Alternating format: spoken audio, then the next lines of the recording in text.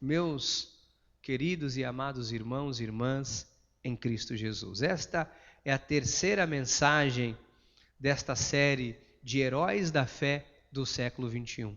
Deus nos falou quarta-feira passada, Deus nos falou domingo e hoje, quarta-feira, mais uma vez eu subo ao altar para falar deste assunto, os heróis da fé do século XXI. Pastor, isto parece tema de um filme de Hollywood, isto é... Amados, nós vamos entender e precisamos entender qual é o nosso papel no século XXI. Qual é o papel da Igreja de Cristo no século XXI? Porque nós estamos aqui cheios de vida, cheios de energia, estamos aqui cheios de disposição para viver.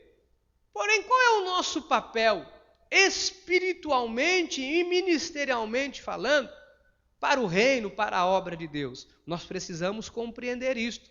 E nesta série de mensagens, você vai entender que você foi chamado para viver por fé. Este é o meu e o seu papel no século XXI. Nós vamos, através da fé, demonstrar quem é o Deus a quem nós servimos. Através da fé, nós vamos ver os milagres acontecerem, os milagres nos seguirem, nós vamos ver os milagres se tornarem manifestos nas nossas vidas. Então, nesta série de mensagens, nós vamos nos basear apenas na fé, pois o nosso chamado no novo pacto é para viver por fé.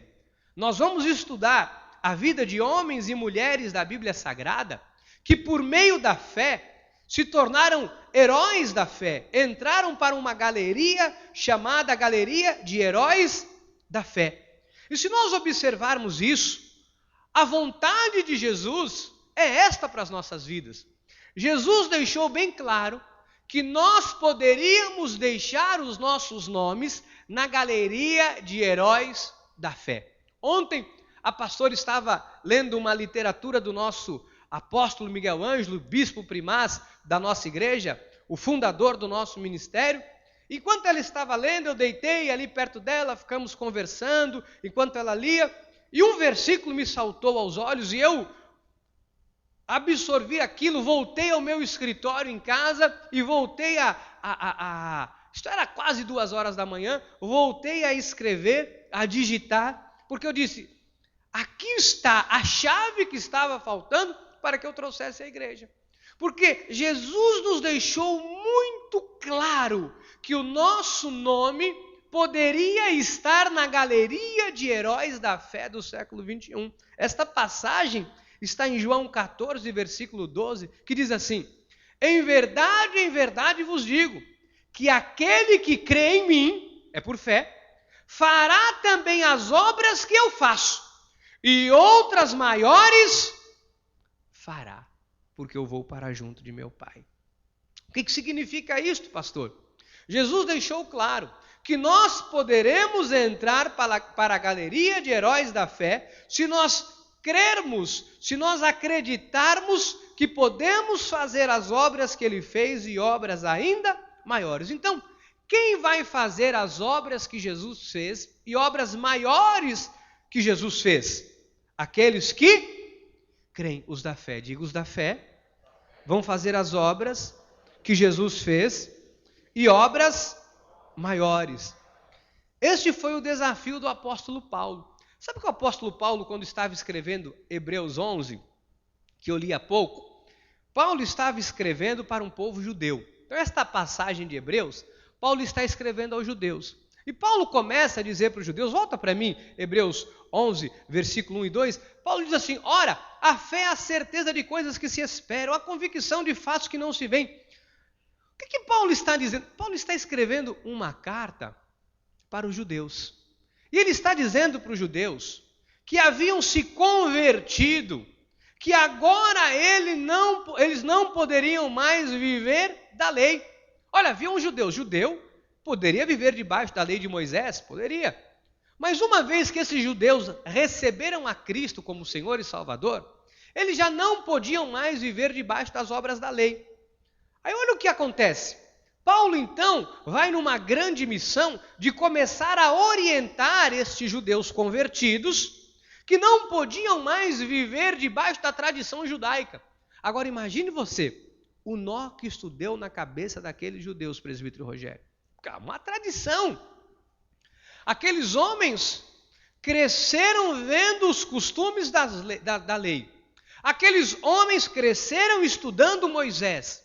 Aqueles homens e mulheres cresceram vivendo o tempo todo o judaísmo, sabe? Com simbologias, os seus usos, costumes, cabelos, dias de festas, sábado, lua nova, incenso, roupas e todos os costumes de sacrifícios, de batismos e tantas questões. Então, de repente, Paulo vem e diz para eles o seguinte: olha, agora vocês não podem mais viver debaixo desta lei que é caduca, que caducou, que foi anulada, foi cancelada, e vocês têm que viver uma aliança superior.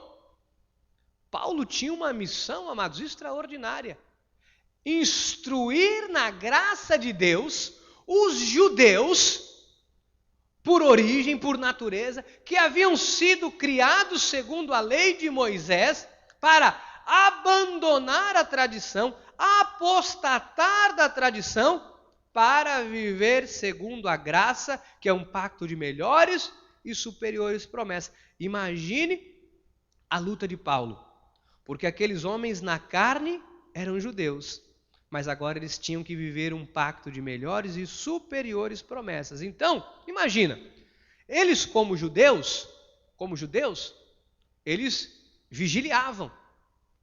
Eles, como judeus, pagavam o preço. Eles, como judeus, tinham as cerimônias de lua nova. Eles, como judeus, guardavam os sábados. Eles, como judeus, tinham os seus costumes, não podiam comer carne de porco, não podiam fazer isso. Então, uma série de coisas.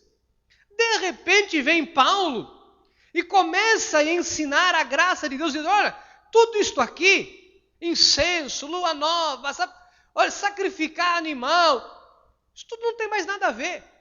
Você imagina o nó que deu na cabeça daquelas pessoas. É o mesmo que acontece nos dias de hoje, quando nós falamos da graça de Deus, e aqueles que não são judeus, mas que vivem a vida toda debaixo de tradição, de cerimônias, de faz isto, faz aquilo, isso dá um nó na cabeça das pessoas. Então, Paulo começou a dizer para os judeus o seguinte: olha, a graça nos dá o direito de usufruir das bênçãos de Deus sem ter que pagar preço algum.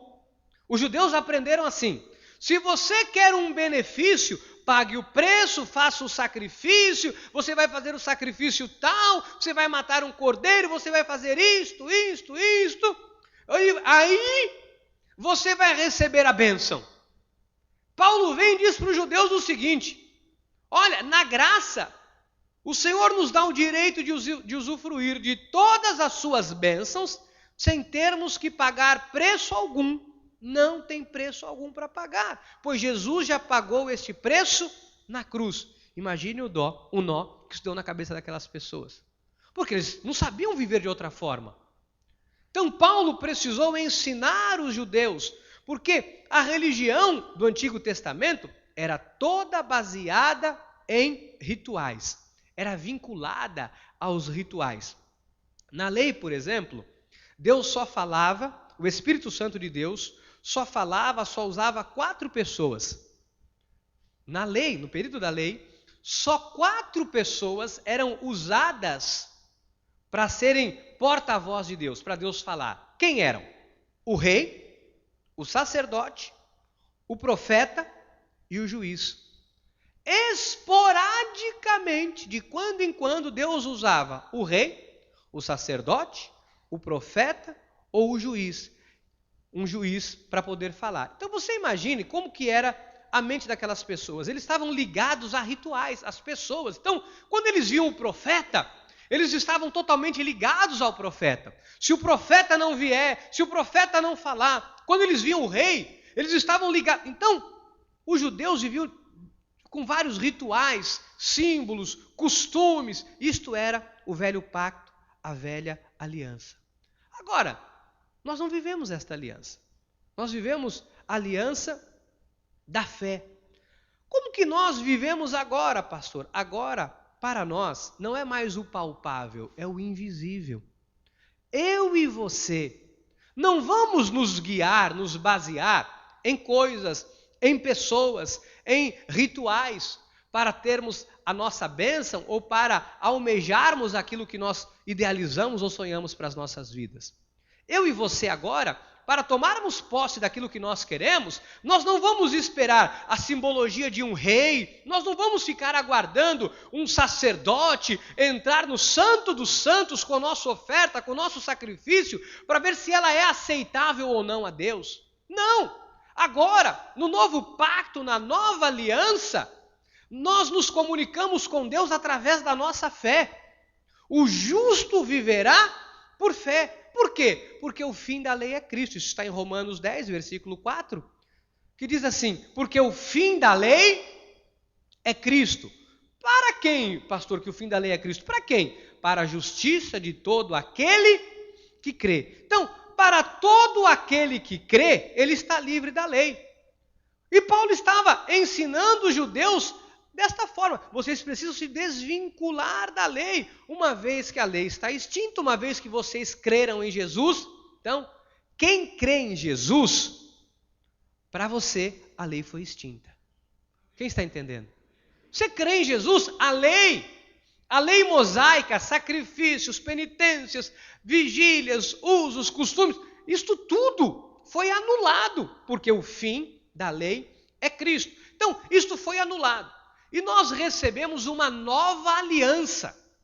E nesta nova aliança, ela é vivida através da fé. Então, memoriza aí. A lei era vivida por sacrifícios, era o visível. Eu vi o profeta, eu vi o rei, eu vi o sacerdote, eu vi o juiz, eu via ali o incenso, eu via a roupa, era a lua nova, era o pão asmo. Isto era a lei. Eu tinha que sacrificar um animal, era o visível. Isto era a lei. Agora, no novo pacto, eu vivo o invisível. Eu não vejo nada, mas eu creio em Deus que Ele é capaz de operar o milagre. A minha fé está na pessoa de Jesus. A minha fé não está no passado, num sacrifício, num cordeiro morto, que simbolizava Jesus que viria, que o sacerdote vai matar pela aspersão do meu pecado. Agora, eu creio em Jesus, e por eu crer em Jesus, por eu confessar o que eu creio, o milagre acontece. Você está compreendendo? Então o justo tem que viver por fé. Nós temos que pôr de lado todos esses rituais, cerimoniais que as igrejas têm fazendo, porque a lei tem impedido o progresso das pessoas. Amados, com todo respeito, as pessoas que vivem no pacto da lei, a vida não muda. Olha, entra ano e sai ano, é a mesma coisa. A lei tem impedido o progresso espiritual das pessoas. A pessoa fica sempre igual, ela sempre patina, ela vai numa igreja, ela vai em outra, ela busca aqui, ela busca ali, ela sobe monte, ela vigilia, ela vai, e a vida não muda.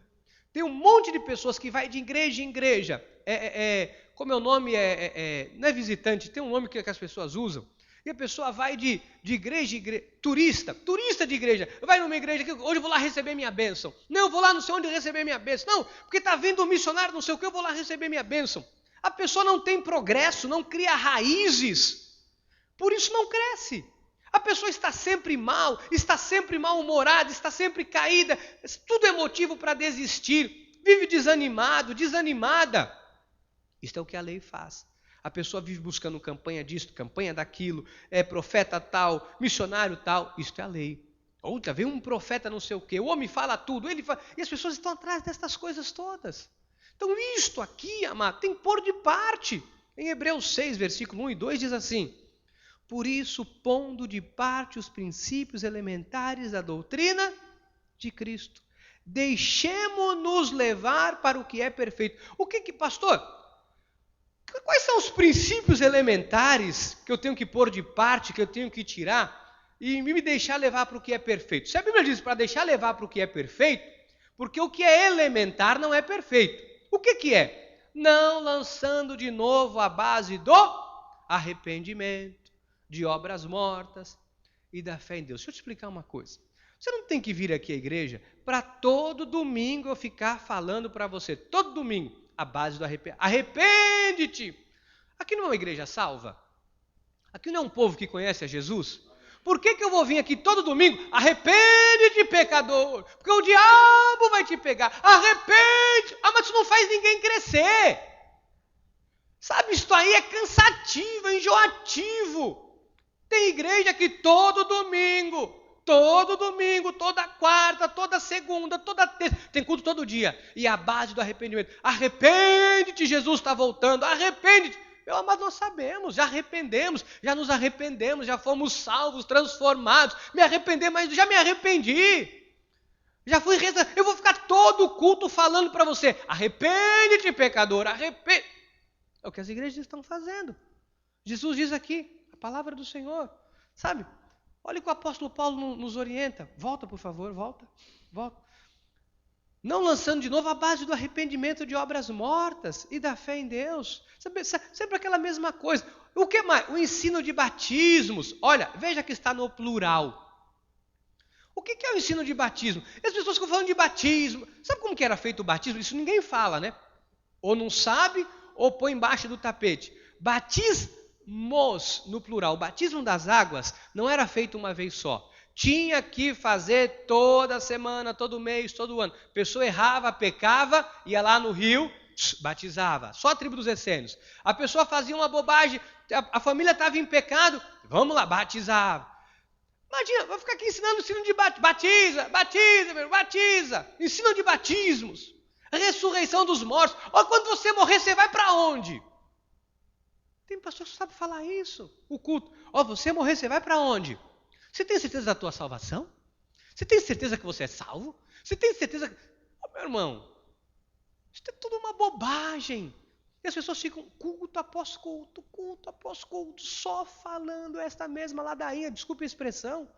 O juiz eterno, a batalha do Armagedon, quando Jesus voltar você vai ou fica. Mas se ele diz que eu vou. Então eu não tenho que ficar perdendo meu tempo com estas questões. Aceita Jesus, não aceita, o diabo, o inferno, o fim dos tempos. Olha, esta pregação é o que tem sido feita em muitas igrejas. Só falam sobre isso. Só põe medo. O diabo vai pegar, o diabo vai pegar, o diabo vai... Meu irmão, sabe? Versículo 3 temos. Só o 2, 1 e 2, é isso mesmo. Então, e as pessoas ficam todas essas questões. E aí você vê as pessoas querendo serem poderosas na obra de Deus. Quando alguém vai orar, se a pessoa não pôr a mão em posição de mãos, não pôr a mão na cabeça, sabe? E para passar o poder, parece que a oração não tem poder. Pastor, para orar por alguém eu preciso impor as mãos na cabeça da pessoa? Não.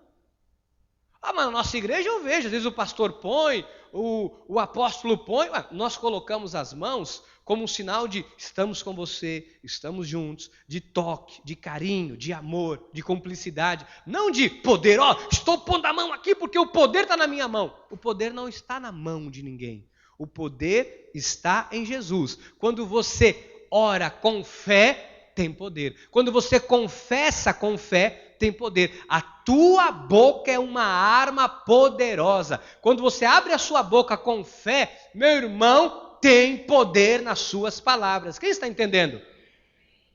Então, nós temos que viver desta forma. Nós temos que viver como heróis da fé. Tem que viver por fé. Olha o que a Bíblia nos ensina em Hebreus 10, 38. Todavia o meu justo viverá pelas obras da lei.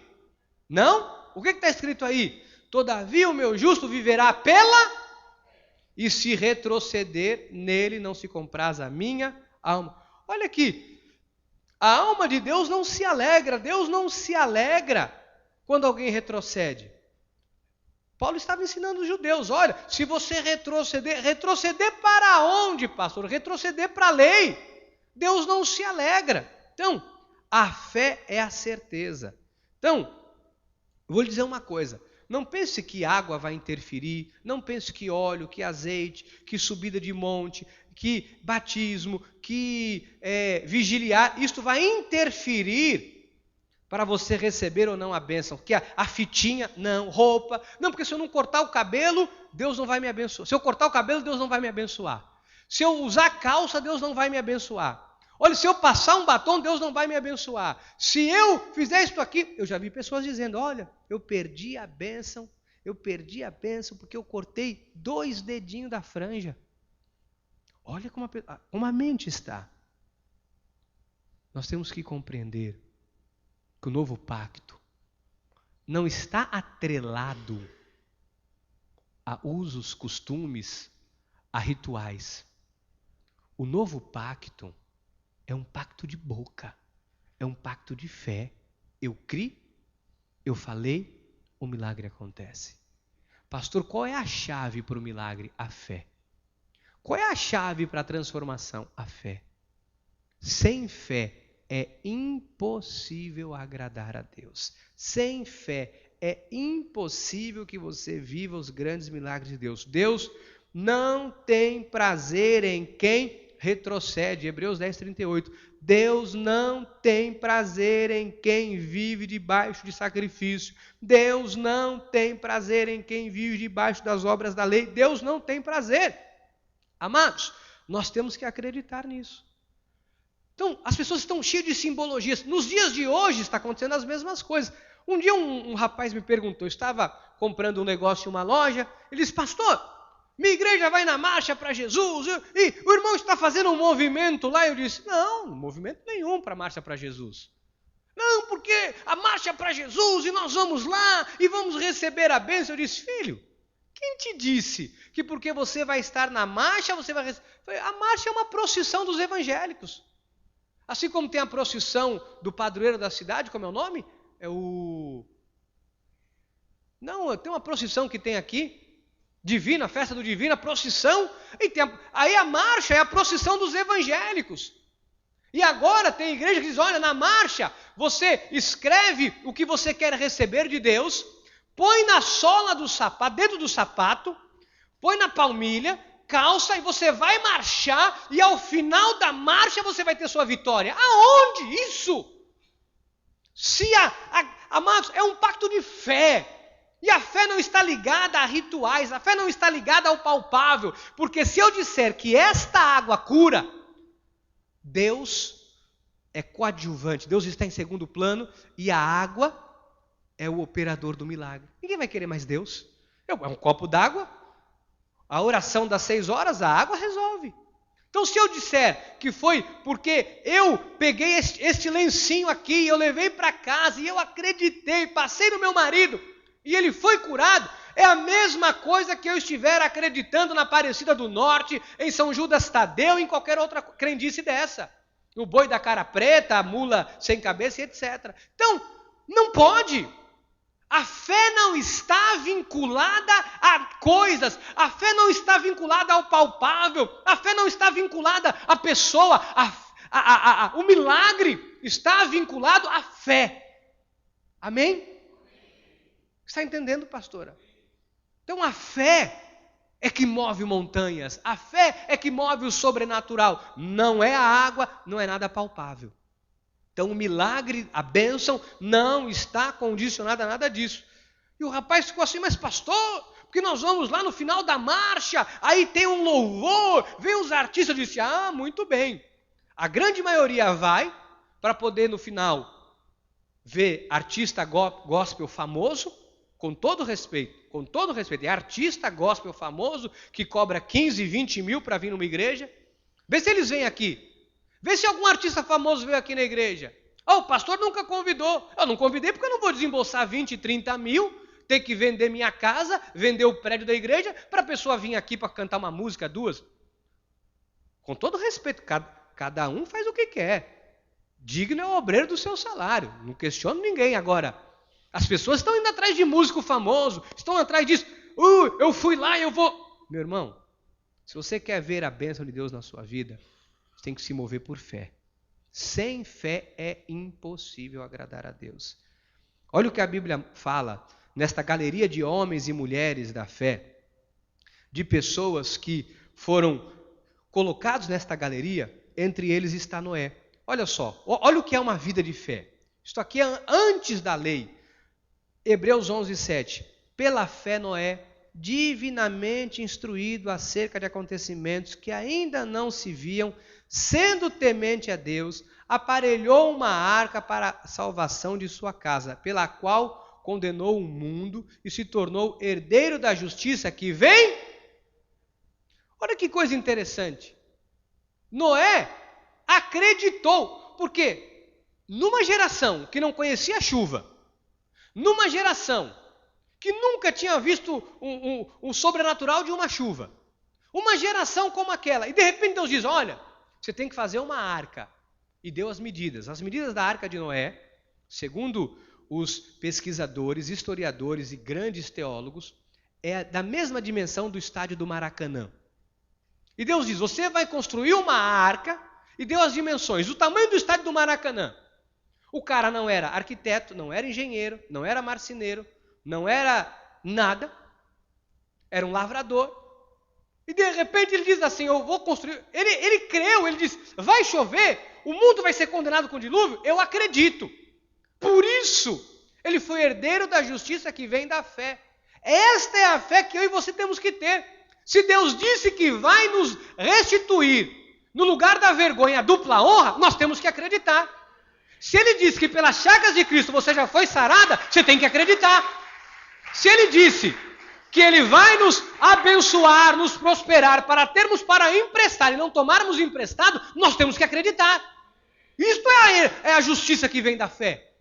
Se ele disse que ele vai nos honrar, nós temos que acreditar. Se ele disse, nós temos que crer. Esta é a justiça que vem da fé, por mais improvável que seja. Se Deus disse que ele vai te dar a tua casa própria, por mais improvável que seja, você tem que acreditar. Se ele disse que vai restituir a tua vida familiar, o teu casamento, por mais improvável que seja, você tem que acreditar. Se ele disse que ele vai te dar saúde, que ele já te deu, aliás, saúde, por mais improvável que seja, você tem que acreditar. Quem está entendendo? Nós temos que acreditar. Isto é o justo que vive por fé. O justo que vive por fé vive desta maneira. Nós temos que depender da fé. Nós vamos caminhar na direção de Deus pela fé. Então, não se precipite. Nós não vamos viver precipitados. Tem um dilema, para mim e para você. O invisível e o visível. O visível vai querer anular o invisível, a tua fé. O visível, sabe, vai se levantar para você não acreditar no invisível. É assim. Se olha uma situação, está lá, o mal está lá, a situação se levantou, você está olhando para aquilo. Está um choque. Mas a fé vai fazer você não olhar para isso, a fé vai fazer você olhar para o invisível, crer no impossível, crer no milagre, por mais ilógico que seja, você vai ter que se mover por fé. Amém? Todos nós temos que nos mover por fé. Você tem que ativar a tua fé.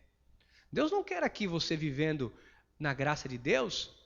Desculpe, eu tenho brincado com isso, com medinho, eu estou com medo, não sei. Meu irmão, se ele disse que o fim é a vitória, o fim é a vitória.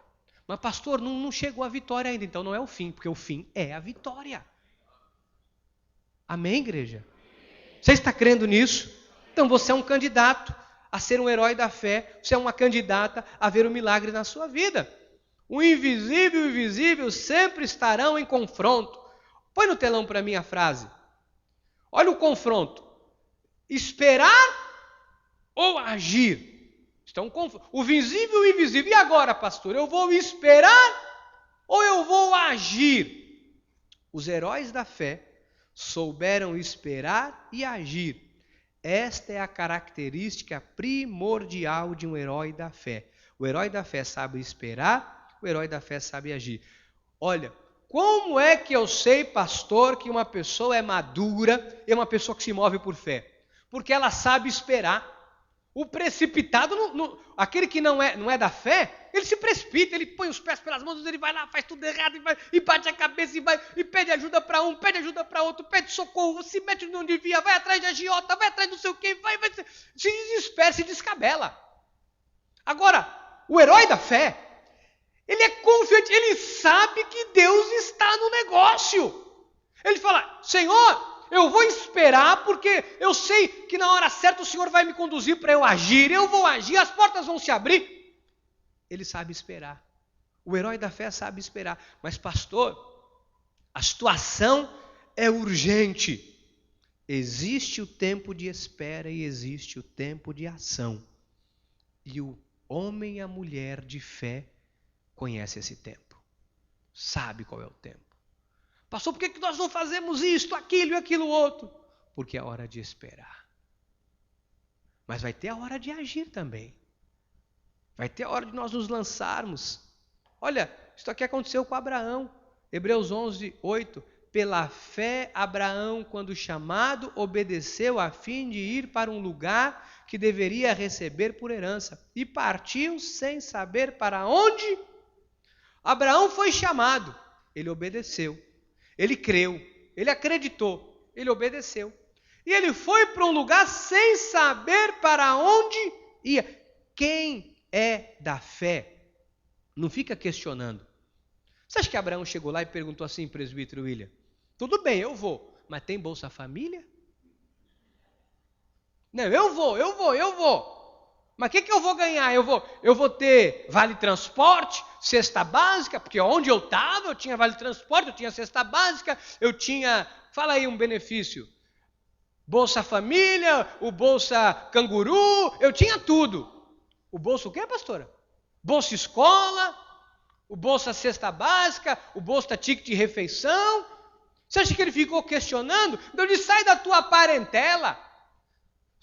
Às vezes a parentela só emperra o progresso da pessoa. Às vezes a pessoa no meio da parentela, ó, com todo respeito, às vezes a parentela é pai, mãe, vovó, sogro, sogra, tio, tia. Uma parentela que impede o seu progresso. Você fica olhando para a parentela. Tem gente que tem vergonha de progredir por causa da família. Tem gente que tem vergonha, porque o que a minha família vai pensar se me ver assim? O que a minha família vai falar? Tem gente que se trava por causa da família. Tem gente que fica paralisado por causa da família. Tem gente que para a vida por causa da família. Deus diz, sai da tua parentela. Abraão creu, Abraão obedeceu, e isso trouxe dignidade e felicidade à vida de Abraão. Eu te faço uma pergunta. Pense comigo. Quantos hoje na obra de Deus têm fé para obedecer? Quantos hoje Deus fala, ouve Deus falar, mas na hora de crer e obedecer a pessoa trava? Um monte. Deus diz, toma decisão, abandona o pecado, abandona isso, muda a sua vida, vai, se lance por fé. A pessoa diz, que palavra...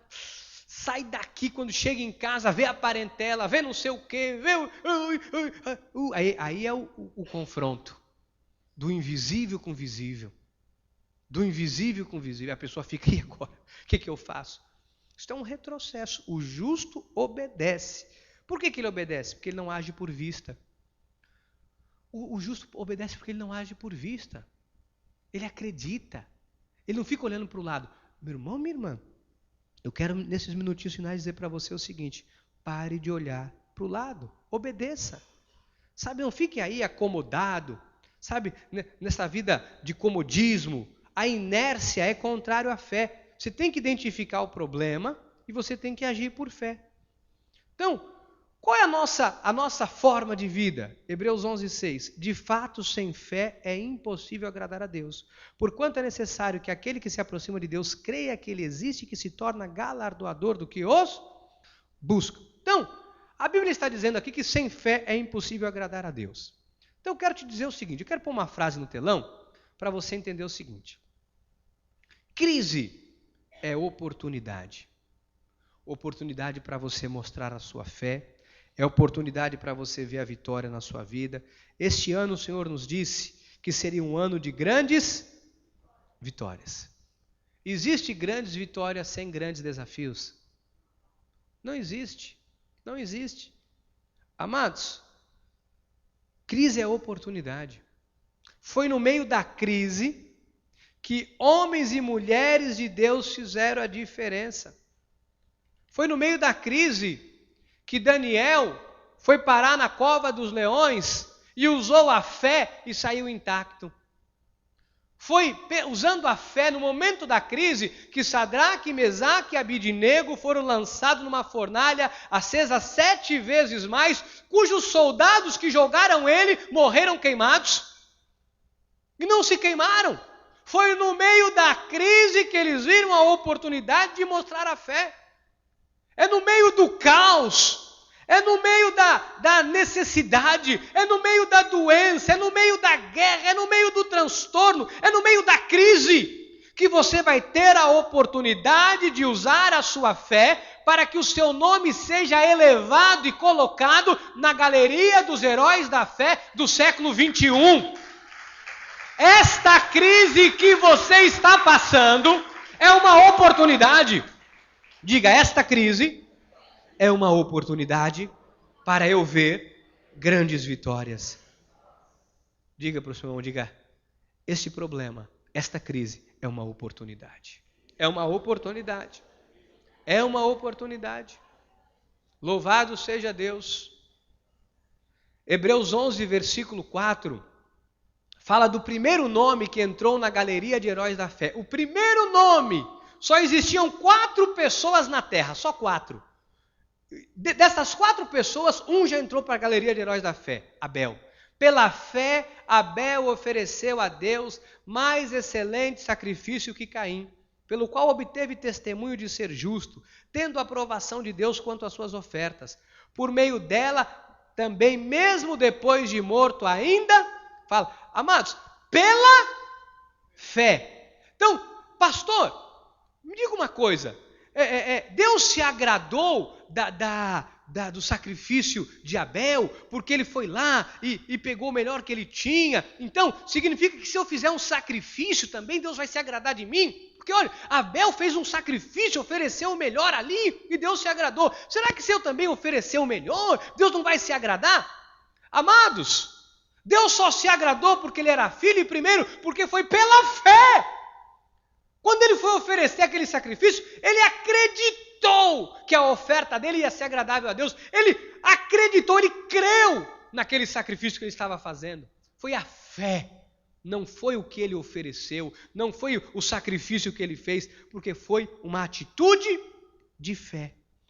Por isso ele está na galeria. Noé, você acha que Noé está na galeria porque ele construiu a arca? Você acha que Noé está na galeria dos heróis da fé porque ele ficou lá 100 anos fazendo uma arca? Não, Noé não está na galeria porque ele fez um sacrifício, porque ele pagou um preço, porque ele construiu uma arca. Ele está na galeria porque ele acreditou em Deus, que Deus disse, faça a arca. A arca era o que menos importava, mas ele acreditou e fez, foi a fé. Então o que importa hoje é a fé. O que importa, pastor? Para eu poder ver o milagre, é você acreditar no milagre, é você acreditar até as últimas circunstâncias que quem fez a promessa é fiel, aí está a fé. Você tem que acreditar, você tem que acreditar, você tem que acreditar, você tem que acreditar.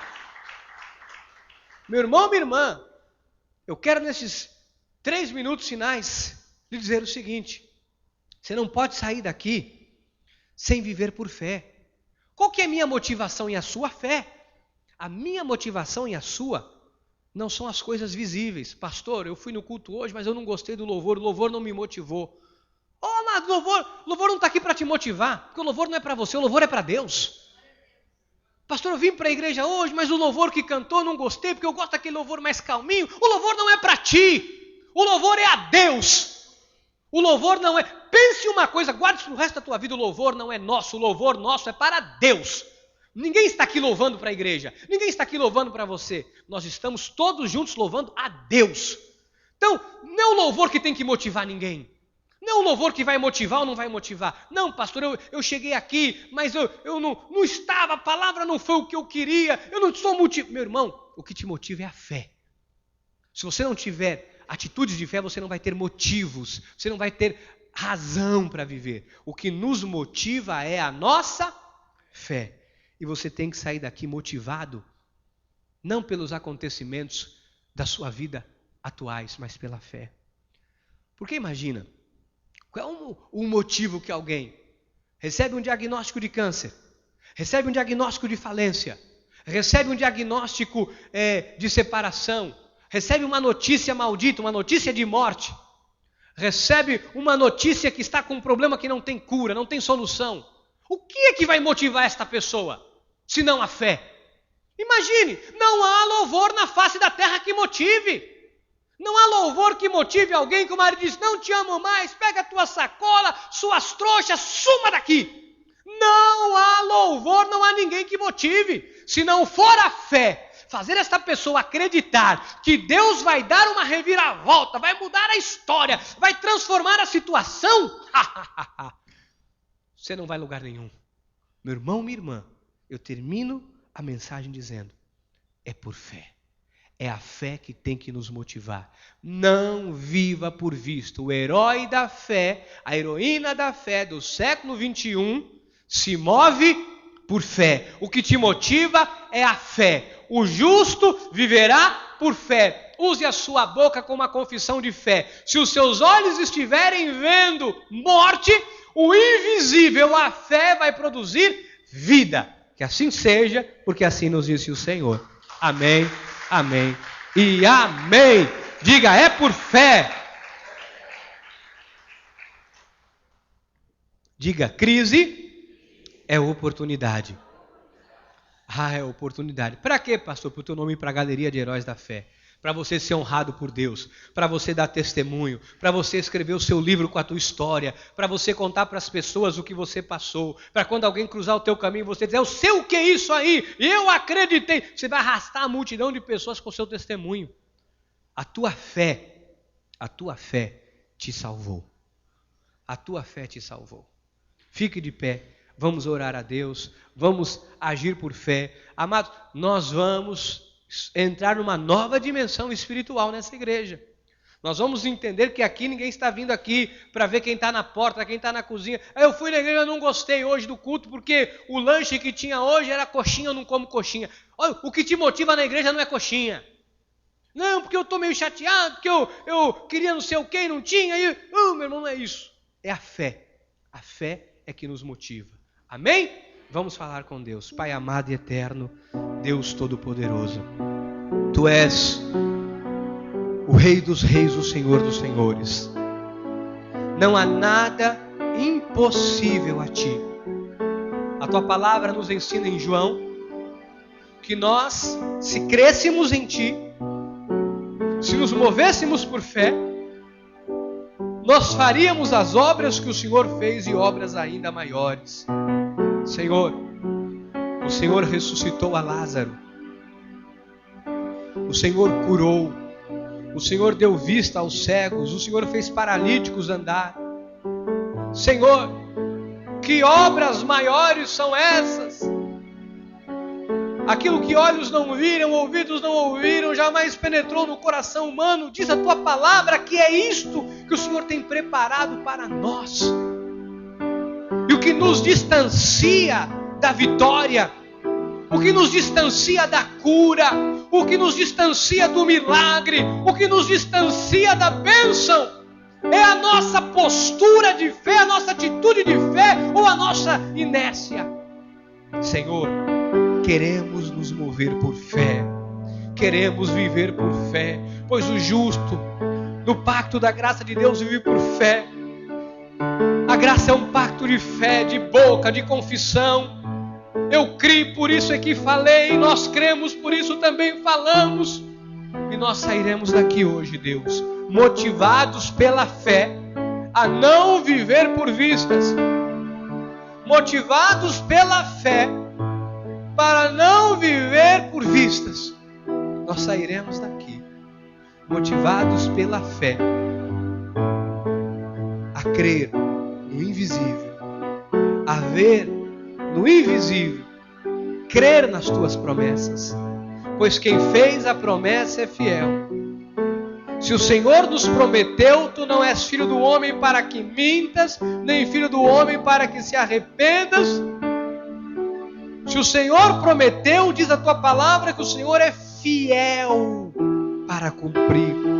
E nós, homens e mulheres de fé, nós cremos Nós cremos, por isso sairemos daqui confessando, crendo com os nossos lábios, confessando com a nossa boca a nossa vitória, confessando aquilo que nós cremos, até que vejamos o invisível se tornar visível, até que vejamos o impossível se transformar em algo real e palpável, em algo possível. É assim que nós viveremos. Eu te peço, Deus, que o seu povo saia daqui hoje entendendo que crise, para nós da fé, é oportunidade. Que o teu povo saia daqui hoje para viver em grandes experiências contigo através da fé. É o que eu lhe peço e lhe agradeço, em nome de Jesus. Amém e amém. Estenda sua mão ao altar, que a graça, a paz, o conhecimento e as misericórdias do nosso Senhor e Salvador Jesus Cristo vos dirijam nesta semana vitoriosa. Que vocês saiam daqui se movendo por fé, motivados pela fé, em nome de Jesus. Amém, amém.